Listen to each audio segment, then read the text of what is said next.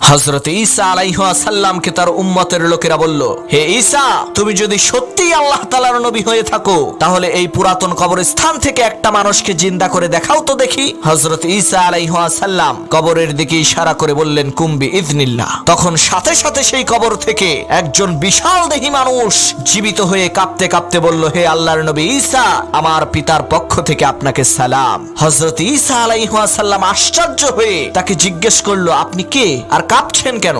তখন সে বলল, আমি হযরত নূহ আলাইহিস সালামের পুত্র শাম। আমার পিতা আমাকে আগেই ভবিষ্যৎবাণী করে দিয়ে গেছে যে তুমি মৃত্যুবরণ করার ৪৫০০ বছর পর হযরত ঈসা আলাইহিস সালামের মুজিজার কারণে তোমাকে আবার জীবিত হতে হবে। আর আমি কাঁপছি এই কারণে ৪৫০০ বছর আগে আমি ইন্তেকাল করেছি, কিন্তু এখনো পর্যন্ত সেই কঠিন মৃত্যু যন্ত্রণা আমি অনুভব করছি। এখন যে আবার জীবিত হলাম সেই কঠিন মৃত্যু যন্ত্রণা যাতে আমার আর না হয়।